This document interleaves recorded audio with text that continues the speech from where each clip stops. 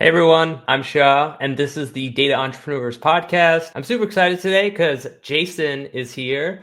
And if you don't know who Jason is, he is a RAG guru, RAG expert, AI consultant, and AI educator. And he's someone I've actually learned a ton from through his amazing blog posts and slightly cheeky posts on X. Thank So you. yeah, thanks for coming on, Jason. Pleasure to be here. I guess for a bit of like background and context, maybe Hmm. you can give people a flavor of how you got into AI. Because I'm sure people, if they've come across your content on Hmm. X or read one of your blog posts, they're like, man, this guy knows a lot about RAG. But like, I'm curious about like the journey to get to this point. Yeah, if you want to go all the way back, my actual background started in mathematical physics. And basically at Okay, that time, nice. I think physics research was taking a very long time. Every project you worked on would be like a multi-decade project. And in my mind, I sort of lost patience in my early 20s.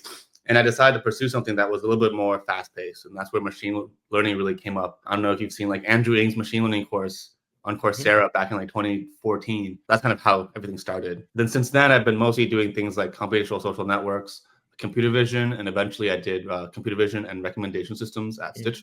I think many people who know me know about the hand injury that I had there. Once that happened, I was unable to code. If you can't code with your hands, you can learn to talk, and now I'm here and sort of become a little bit of a personality, but also an advisor and a consultant to a lot of early stage startups. Yeah, that's awesome. And like seeing some of the companies that you've worked with on your website, it's like pretty impressive. It's been a Um, fun time. Yeah, that's awesome. I like that you're a fellow physicist. I feel like a lot of physicists made that transition to machine learning and AI. Well, today we're going to talk about RAG. So the title is Building Production Grade RAG Systems. And I guess like the whole story these days is that it's never been easier to spin up a quick prototype in a Jupyter notebook or something like that using LangChain or Llama Index or like one of these libraries or something like that. And then you like show your team like, hey, look how amazing this RAG system is. But I guess like building real world systems is a much different process. So I guess before we kind of get into that, maybe we can just like level set and answer the basic question of, what is RAG and why should we care about it? With traditional LLMs, the general idea is that if it's trained with all of the world's knowledge already baked inside, but these LLMs may not have seen your own personal data. Like you cannot ask it a question about my journal, or you cannot ask it a question about a movie script that has not been published. And so what RAG allows you to do is it allows you to add more information into the context and then ask a language model to read out that information to answer your question. And then the question is, what information do you put in? How much do you put in, right? Does it scale infinitely? If I Mm. put the rest of the internet on this context, could I actually answer the question better? Or could there be so much information that it actually confuses the language model? A lot of these questions are being used or trying to be answered using AI. And common examples might be things like financial due diligence, financial analysis, when these documents really come out today, and I want to be able to do analysis and answer questions that same day. Yeah, so the basic idea is LLMs work better with context, but what context you give it is non-trivial, and how you do that is Exactly. non-trivial. What does it take to build one of these systems? Because I guess if people are used to using like ChatGPT or something like that, you're uploading documents manually, so you're kind of making that decision of what context to make on a use case by use case basis. But like, how do we build a system that kind of does this automatically? And then what are like the key components of it? The big mistake folks are making is they think that if they just index everything, that it'll just Mhm. work, right? But what we tend to find is while it is really easy to make these demos where you can give it a couple of blog posts and it'll answer a question from blog post 7, there's two real issues. The first one is it's not guaranteed that just doing retrieval can help you answer the questions that matter. Yeah. So, for example, maybe I want to do a RAG app over my journal. It's actually still very hard to answer the question, how have my ideas changed over the past years? Because it won't be able to realize that, okay, I need to find, summaries per month and then compare summaries over time. Capabilities that just can't exist. The other thing too is maybe, I write about you in my journal and then I ask a question of like, what is Shaw thinking about? That won't work either because it turns out maybe because I retrieved your name, now it's writing about what I think of you from the perspective of what you might think about me or something like that. And now you Mm. really, okay, even the inventory is insufficient to do these search queries. And so what ends up happening is there's really sort of two issues. Do we have the ability to compute the answer? And do we have the inventory to actually compute the answer? Those really aren't questions that I think people are thinking about when they make this demo, because they're going to make the Paul Graham essay rag and only ask questions about Paul Graham. But that's not really how things work in production, right? People use AI apps in very crazy ways. So you said two things there. You said the capabilities of the model Yep. matter, and then the inventory. And then inventory here is just like the knowledge base or the data or the Exactly. context that you can feed into the system. How do you start to like separate these two and like understand if it's a capability issue or an inventory issue? Yeah, if you think about knowledge base, the easiest way I might think about it is inventory is the number of rows and capability is the type of columns we have. So a simple example could be, okay, if we divorce this from RAG and just think about like AI apps in general, or even just any application, the example I like to use is DoorDash. If it turns out that every time I search Greek restaurants, my click-through rates are low, it might not be because my search is bad. Maybe I just don't have Greek restaurants on DoorDash. Yeah. And then the actual solution turns out is just like buying iPads for restaurants in their neighborhood. Whereas a capabilities issue might be click-through rates after 7 p.m. are really bad because we don't have correct availability dates, availability times. And then really the problem is actually building out the like open now button. Those are all like systems issues that we can address outside the system rather than just like making our recommendation system better. Right. Because at the end of the day, it's still just going to be Greek restaurants and then you show a list of items. It's no different than like showing a list of text chunks. And I feel like we're starting to get into the pitfalls and issues and challenges that people face when they come to actually implementing these things. And you have a really nice essay. It's like a list of 17 different ways to build a terrible RAG system. And I think it's, of course, using this inverted thinking of Charlie Munger and maybe going even further back to Jacobi, the mathematician, always trying to invert things. So I want to kind of walk through all these like common pitfalls. There's a lot of them. So hopefully we get through all of them or at least most of them. And so hopefully this can get people thinking about, or at least tuning in to some of these common issues that I guess it's easy to forget about. The first one you have here is, a great way to build a terrible RAG system is to ignore latency. So what does this mean in this context? And how do we improve latency? Yeah, so there's really two things. There's one, the latency of the actual system, right? Which is probably going to be from when I hit enter to when the first token or the last token shows up. But there's also a lot of perceived latency. For example, for ChatGPT and also Claude, or almost every language model these days, they stream out the tokens. Yeah. Even if I'm going to output, 10,000 tokens of answers, I at least start seeing results and seeing answers really early in the process. This is also the same case with doing retrieval. Just by having different loading screens and different interstitials, you can reduce the perceived latency. Yeah. And this is going to be very important because in e-commerce settings, for example, we saw that even 100, 300 milliseconds of latency could be 1% revenue. I have no data to show that this isn't going to be the case for RAG applications in the future. We're always going to be complaining that things are going to be too slow, but at least we can communicate how we're getting those results. And I feel like this is a really important point that especially people who are more engineering mindset, it might be easy to underweight this or even ignore it completely, which is that a lot of times you don't need to, optimize your model by making it smaller or trying to do some kind of like optimizations in the workflow to reduce latency by like 5 or 10%. Sometimes if you just do these simple things on the user experience side, you can significantly improve the system with a relatively quick solution. Yeah, like so much of it could just be like loading skeletons and whatnot. I think a friend of mine recently told me that the Airbnb's best A/B test was just making a new tab when you click the listing rather than like navigating that page. And that was like the single highest like revenue generation they saw in like a couple of years. Yeah, interesting. Well, I feel like this point that you're talking about with perceived latency segues nicely to the next point, which is to not show intermediate results if your goal is to make it a painful user experience. So I guess this is more specific to a RAG system. So I guess maybe some like insights and tips around doing this for RAG specifically. Yeah, like on TurboTax, when you like fill out your forms and you press that like generate button, it says these like really goofy like one-liners, right? It's like double checking, triple checking, verifying with federal. Yeah. Right? And that does something to how you perceive latency.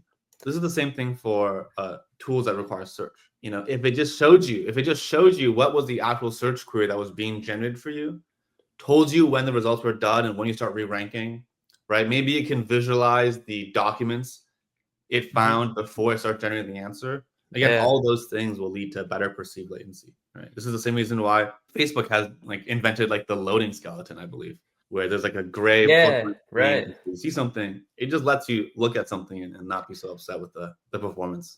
I feel like all of the big websites do that now. Like YouTube, I always notice it when I pull it up on my phone. It has like that gray out skeleton, and I guess applying that same idea to RAG is interesting. I feel like this kind of touches on the next point, which is like displaying the source documents Yeah. as you go. So you don't even necessarily like have to put like titles or kind of information. You could even just like show like icons of like documents being retrieved and just like showing that. Exactly. But I don't know, do you if we wanted to add some more like information, like is it valuable to put like retrieved this document, or something like that? It's Like, does super that make important. sense? So it's important for two reasons, and maybe this will just keep going to the next point. Yeah. First one is being able to visualize the citations allows the user to review them, right? And if the results are good, you get that feedback. If the results are bad, you might be able to allow them to delete something and then regenerate an answer. The second thing is oftentimes I've seen a lot of applications that want to build RAG applications for the first time. Sorry, companies that want to build RAG applications for the first time. Right. And what they find is really they just want good document search, right? And then the people who use it won't even look at the answer. They'll just click the PDF that they really cared about and just go to the right page. But even if it was a 20-page PDF, and because you answer the question with page 7 of the PDF, if you just click the PDF icon and opens to page 7, you've actually done so much valuable work. Yeah, interesting. For that user. So this is a subtle point that it's a little bit of a tangent, but I feel like there's a difference in building a search system optimized for humans and one that's optimized for like LLM retrieval. I don't know. Is this something you think about a lot, or like what do you see as like the key differences between these two? I think for the most part, I like to build systems where most of the usage we capture gets us training data to make the model better. And so by showing you citations and giving you the ability to X something out, you're telling me, oh, this source was bad. If one document is being used very often in many search results, I might sort of maybe give it a gold star and make sure that, okay, whenever this document is visible, letting the language model know that this is a document we trust a lot. Okay, that makes All sense. these things just become feedback from a future model. You're thinking about data generation and user feedback, like from the initial stages of development. Yeah, because I think for folks who've been building machine learning models for maybe like 4 or 5 years plus, we had to earn the first model. Now we have an LLM that gets us a model for free. Yeah. We forget to keep track of feedback data, and now we can never get a second version of the model. Everyone's just sort of like crossing their fingers and then changing a sentence or two and hoping the language model is better. But really, I want to think about how can I collect better flu-shot examples? Yeah. How can I summarize the bad results to create instructions that are higher quality? How can I take this feedback and put it in my eval set? Historically, you had to do that first, right, and then train a model, right? And so I think many people have lost that ability. I feel like it's like a new set of skills because like now you got to think about maybe some of the more advanced ML folks were doing this like A/B tests and kind of building these data collection pipelines into the production system. But I feel like most of the time it was just, okay, let's get the training data together. Let's make sure it's like, it's high quality. It's has the right information. We did feature engineering in a good way. And then we train our model. So like so much time is spent on that even people who have been building systems for a while may not be like super experienced in some of these other things. So it's almost like now you have to do that because, otherwise you don't have any work to do. Yeah. And I think a lot of it has also just been the fact that there's been a lot more software engineering teams that have been forced to learn how to deal with these probabilistic systems. And so they haven't really had the same sort of muscle around experimentation or around hypothesis-driven like testing. Even like grid search. I think a lot of companies I work with just want permission to do something very expensive like grid search. They're like, Jason, like I feel like I just have to train like 16 different models and then figure out which one's best. Does this even make sense? Is this a waste of money? And say, oh, this is how you do science. You would never build an app with both Postgres and MySQL and load test your application to figure out which one's better. Someone probably has an answer and the answer is correct. But then they come to me and say, oh, which model is better? Right. And say, oh, it turns out you can't do that. You actually have to just do both. Interesting. I feel like that's a very natural thing for people coming from like a science background, but I can imagine now putting myself in the shoes of a software engineer. Like this is completely a different way of thinking. Yeah, like I'm like the software engineer. I'm like a scientist first, a software engineer second. And so I write code, I see failures, and then I add unit tests. Well, I think if you think of a computer science class, they kind of want you to write all the unit tests first. Ah, interesting. And then write the code. Okay. And really, it's a dance between the two, especially when you're more experimental. It's very much an iterative process to get everything figured out. The next thing to do if you want to build a bad RAG system is to ignore churn. So maybe just defining like what churn means in this context, and then how do you decide what's an important feature to improve to kind of reduce churn? Here, a lot of it has just been really understanding the demographics of your users. If they use this app, how often are they actually using it? Can we figure out for this segment of users that are, churning off the platform, what kind of questions are they asking? Yeah. Are these just questions that we can't possibly answer? Sometimes the people who complain about the tool that you're building are all the executives because they can't answer some insane question around like roadmap planning. But most of the users who are analysts are really happy with answering questions about searching 1 or 2 documents at a time. And just understanding people's usage behavior can probably help us understand what kind of queries and what kind of things we need to do better on. So you're doing some kind of like personalization on the user level. So are you keeping track of users, or is this instead happening at the query level where you're basically like inferring the customer segment from the type of query that they type in? A bit of both. I wouldn't say it's one or the other. It's just the Mhm. fact that when you're doing the segmentation, looking at customers that are unhappy is probably very, very valuable. No, it's like if I look at people who've only used the app 3 or 4 times, is it the case that those 3 or 4 times have been answers we could do well or not do well? And if you can't, do we care? It's the example where executives will try our product, they'll ask a question that could never possibly have been answered, and then you lose the sale. How much of that is like expectation setting and education and not actually having a bad app?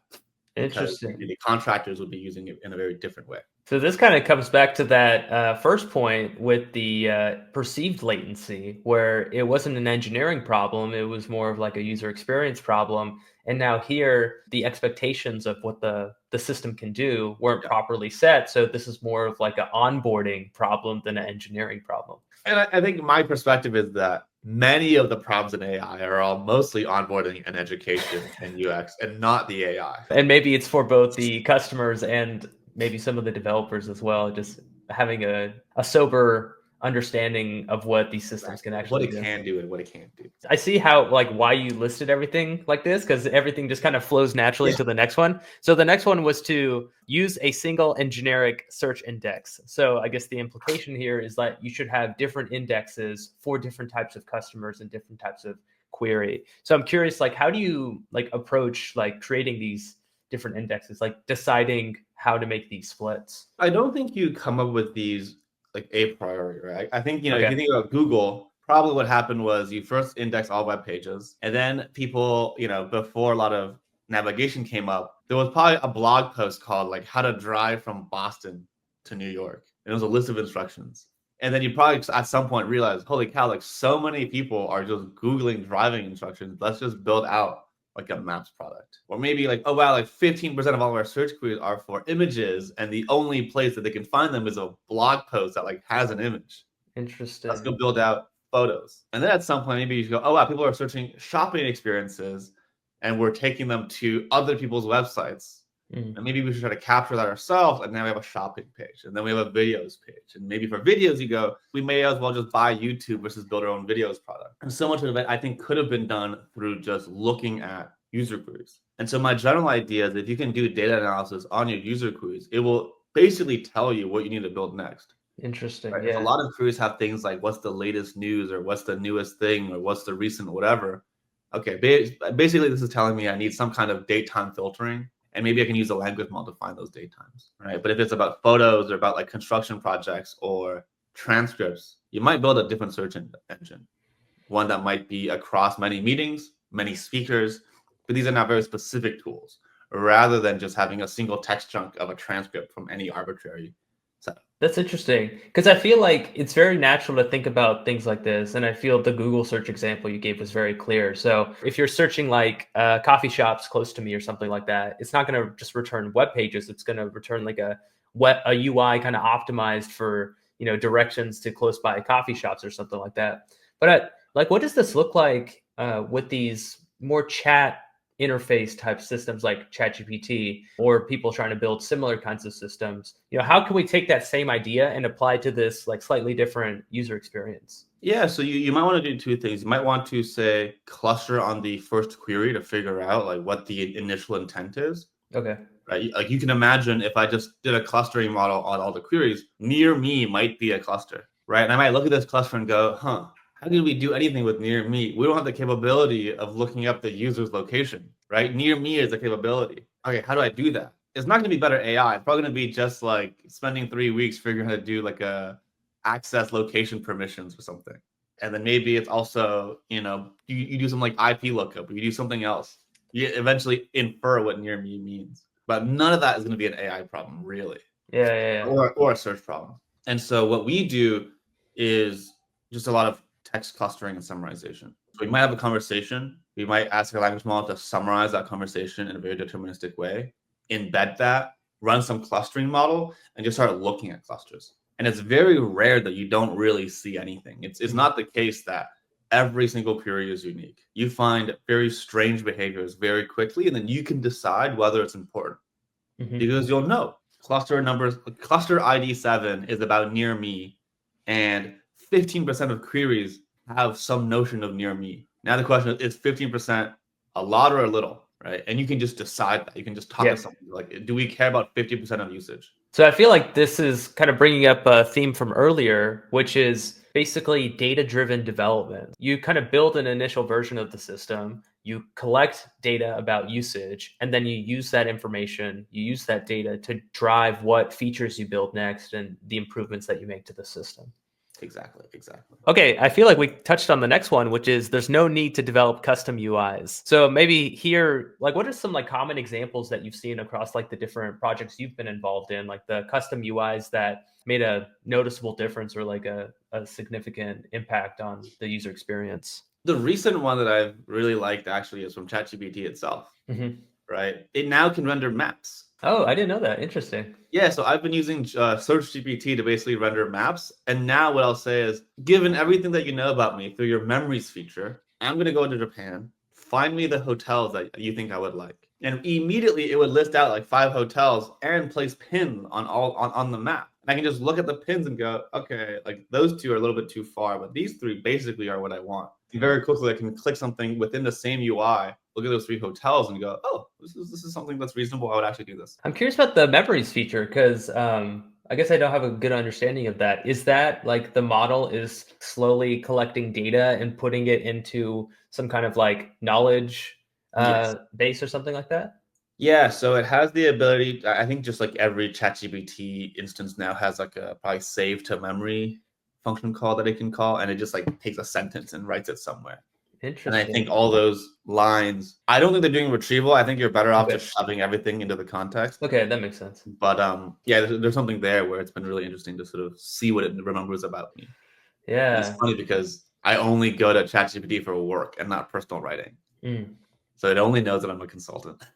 Yeah, okay, nice. So it's kind of optimized for that type of work. Yeah. Now we're kind of like stepping to a different direction in improvements. Yeah. So I feel like this is like a perspective that I heard a lot over the last year, which is we should train an LLM from scratch. I guess the first question I had here is like, have you seen anyone actually do this successfully? No, only because when someone offers to pay me to do it, I usually just give the money back. I just think that so much leverage can be made through the fine-tuning APIs, Yeah. from long context and prompt caching, and really just figuring out what is the problem you care about first and what is the data set that matters before going to before training from scratch. For very small tasks, I think fine-tuning is great. And more, I think, companies like, Zenbase or whatnot can really just use few shotting and fine-tuning very small models and get a lot of performance out of them. Only with like a couple hundred or even 1,000 examples. Like with 20 examples, you can do few shotting. With 100 examples, you can probably do some kind of like dynamic thing. With 1,000 examples, you can fine-tune and just get like 17% better performance. Are there situations you feel like it makes sense or it would be critical to train from scratch? I might consider fine-tuning if I have to fine-tune a very small model to do a very specific task on device, maybe for like a privacy reason. But for pure performance, I just can't imagine beating Sonnet, a 4.0, and 0.1 anytime soon, right? Because by the time they're done training, you spend $1 million, the next model's out and you're already behind. So you really have to have like a whole, like a lab, like, I mean, how all the big companies do it. They have research teams that are, this is all they do. They just make models and ship them. And then you have a separate team that's actually building stuff with them. Yeah, and like the salary of a single researcher from one of these labs was more than your entire training budget. So like, what are you doing? Next one here we have is don't manually curate inventory. I guess this one, it's more about like the meta tags. It's not just about getting chunks, but also some of the data that you include with each of these chunks. So like, I don't know, what are some of the kind of key things or key considerations for doing this curation process? I mean, a lot of it is just like having a good intuition of what the user is trying to generate, Okay. and then doing this data analysis. Again, it goes back to, if I talk to my customers, do I know what they want? If I look at this topic data, does it reflect that? And do I have the ability to like find something interesting about their usage and ask them about it, and then make investments that are like very targeted? Yeah. So, for example, in one company, we realized that like 10% of all the questions were around scheduling. Like, when does this happen relative to that? If these guys are delayed, is it going to impact the shipment of this other thing? It was only 10% of the queries. Well, that's because like 70% of the queries are all just like contractors asking about like the thickness of drywall or like what screws are on the fifth floor. Whereas the scheduling questions were being asked by the general contractors whose job was to like make sure this is a success. And so those questions are much more valuable. And so we went in and we doubled down on our ability to process schedules, and we built a specific index that understood when things were happening relative to other things. Oh, And okay. we just got like a 40% improvement bump. Oh, wow. Answering those kinds of questions. Yeah. The 40% is just like customer satisfaction. Okay, so you noticed that 10% of the queries were about this like scheduling, these Yeah. scheduling questions. So you did one of the earlier steps, which was to build a specific index for Mhm. those questions. So you did that query classification and then routed it to that index. And then I guess what did the index look like? What were some of the meta tags that, were kind of critical in this specialized index? Basically, it would just like visualize the Gantt chart. Right. So Oh, you're like, okay, this is okay. blocking, this is blocking. It's a little bit of a graph, but it was really just like in Postgres.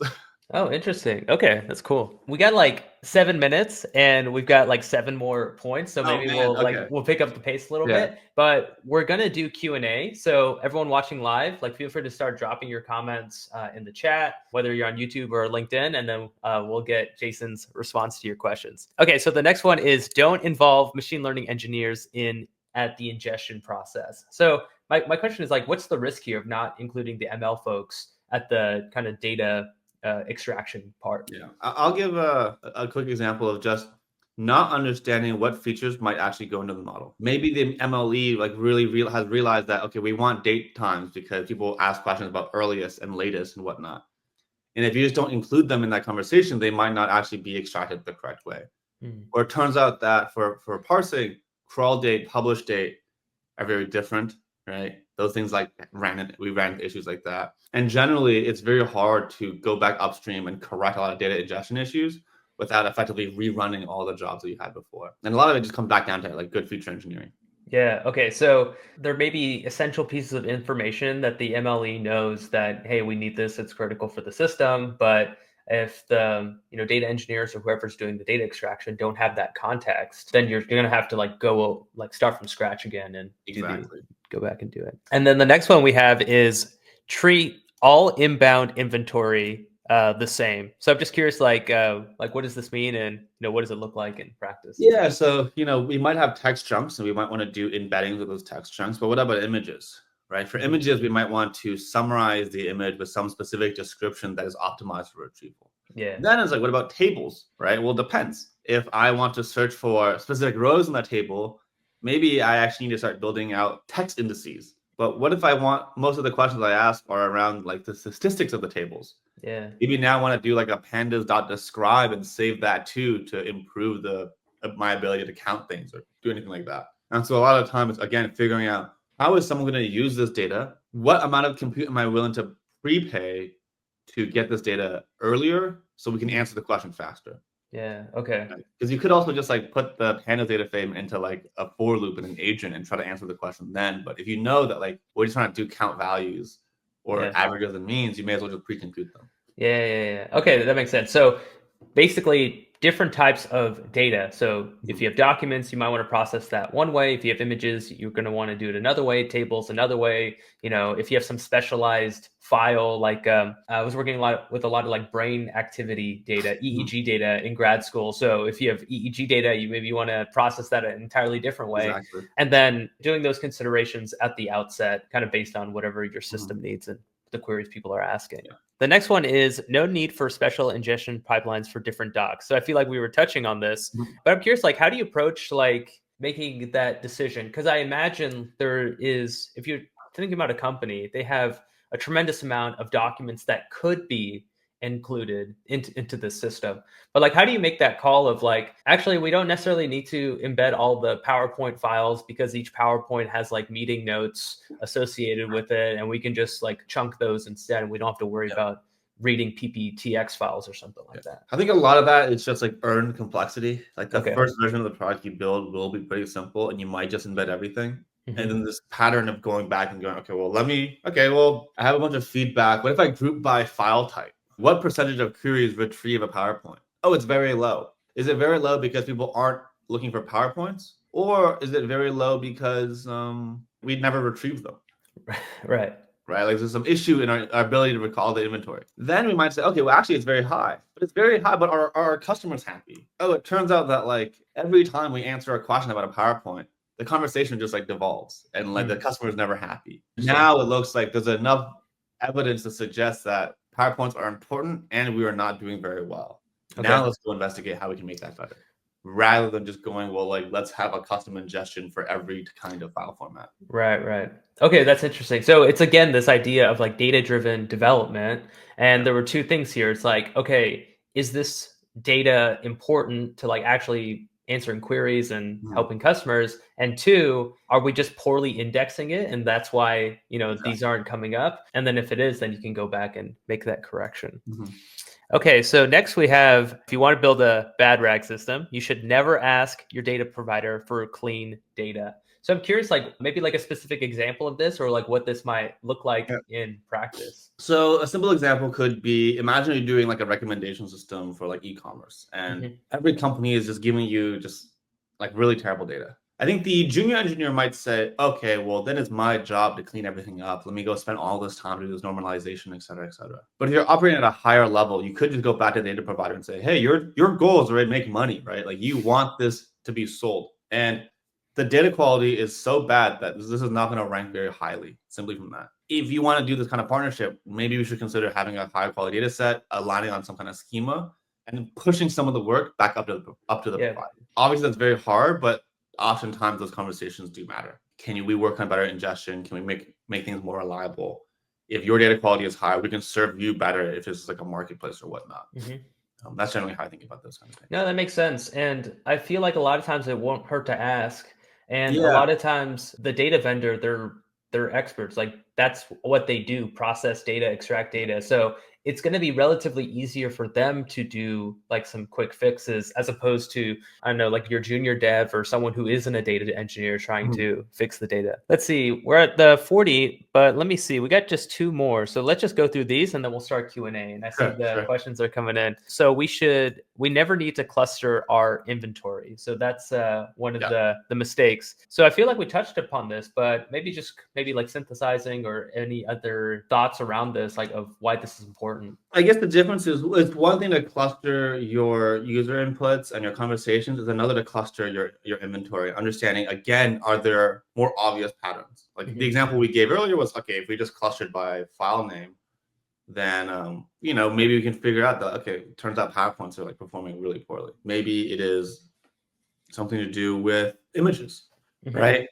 Not only could it be images, but if you cluster on these images, maybe you find out that some of them are blueprints, which are just like black and white, incredibly detailed drawings. Some other ones are like scenes, and other ones are like photos of faces. Okay, well, if 80% of the photos are of faces, maybe we should do something about that. We have technology to make faces easier to process. Right. That makes sense, because even if you want to process images different than text, I guess that's kind of like obvious because you can't have the same ingestion pipeline there. But even within images, there might just be fundamentally different things in the images. So like the way you process blueprints and the way you process faces, you might want to have completely different data pipelines for that. Right. But if it's faces, like I might just want to have like the names of everyone in the photo. Yeah. Right. And like That that, if I just did that, maybe that's important. But I would find out if I looked at my question set and go, oh, I'm constantly looking for like photos of Jason. Yeah. Right. And then, oh, it turns out half the photos are photos of me. Like, did we have the ability to resolve me? It's probably like a single extra thing in the prompt that says, oh, by the way, like If it's me Jason. is face ID 0. Yeah. Right. Okay. That makes sense. That would make it super easy. But again, it's just like people aren't thinking about these things. And then the last one you have here, which I feel like is, probably one of the most important on this list, or at least maybe one of the least considered or underweighted by people, at least in my opinion, which is on focusing on local evals and not A/B tests. So I'm curious, like how you kind of see the place for like these local evaluations of components of the system, as opposed to evaluating the system overall. I think a lot of this just depends on like where they are at a company and like how young the company is. I think a local eval that is like a little bit goofy nowadays, like every RAG evals tool has like 37 different evals of like faithfulness and like contextual relevancy and then like contextual recall and then like whatever. Those just kind of tend to be an issue where they just give you like a large suite of numbers to look at, but still doesn't really tell you what direction you should go or whether or not these things actually are important. But if you did look at these eval and then also did some experiments and A/B tests and figured out that, okay, maybe 2 of these actually correlate with churn or correlate with retention, now we know we can set a goal and we can just double check, okay, the first time it doubled, our A/B tests improved. The second time it doubled, A/B tests didn't improve. That's now not the limiting factor. And what is the new limiting factor?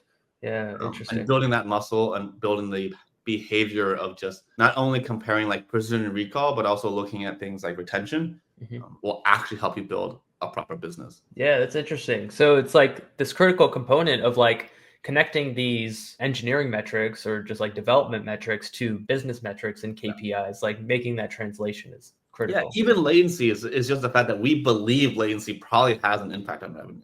Right. Because we've seen it in every other example we've ever seen in the world. Oh, interesting. But ultimately, we care about like the customer satisfaction, the business outcomes, and not just latency. Because obviously, then I would just make the fastest, dumbest model possible. All right, well, let's open it up for Q&A. I see we've already got a ton of questions in the chat. Keep them coming, but we'll just go through these one by one. First one from Kevin is, does ChatGPT 01 use RAG? I think just recently it's been able to do function calling. And so you could have a RAG component. And so, yeah, generally I would say like it probably can use RAG, but not in the way that it exists in ChatGPT itself.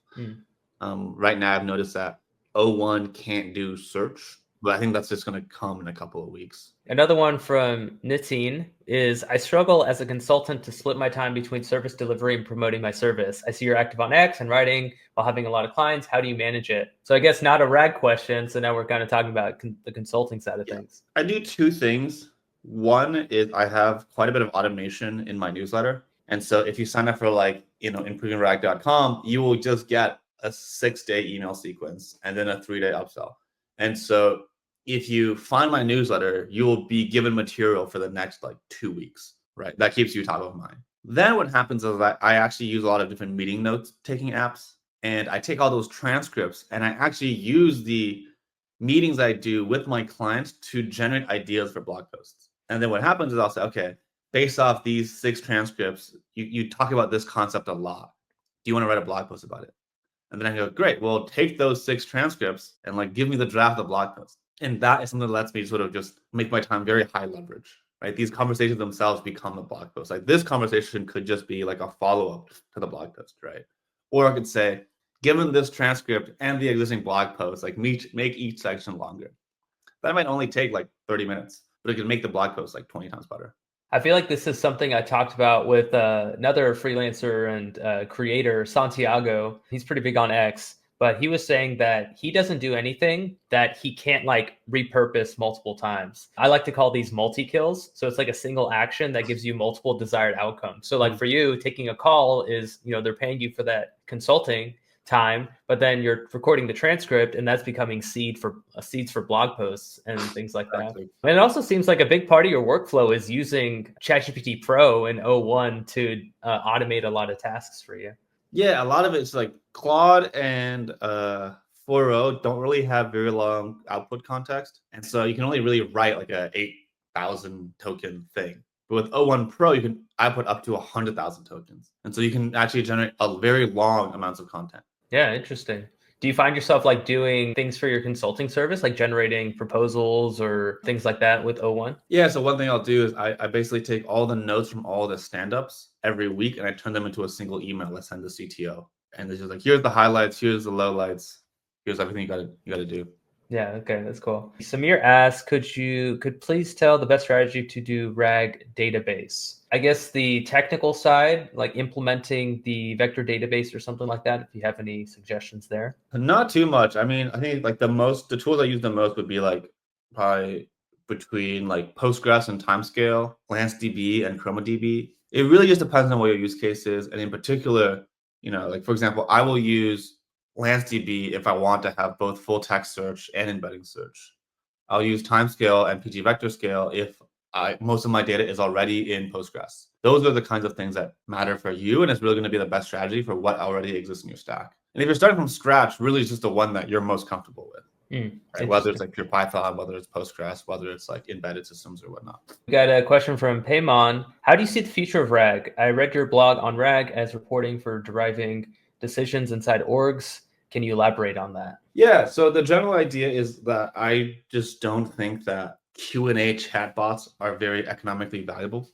They don't really unlock a lot of value. And it's because it's unclear whether or not the time you save any of these employees is in any way captured by anyone. Like if you save me 10 minutes of Google searching, I might just take like a longer like smoke break. It's not really going to be the highest leverage. And so what are you going to ask for? You're going to ask for like 2% of your headcount as a payment, like as your reward.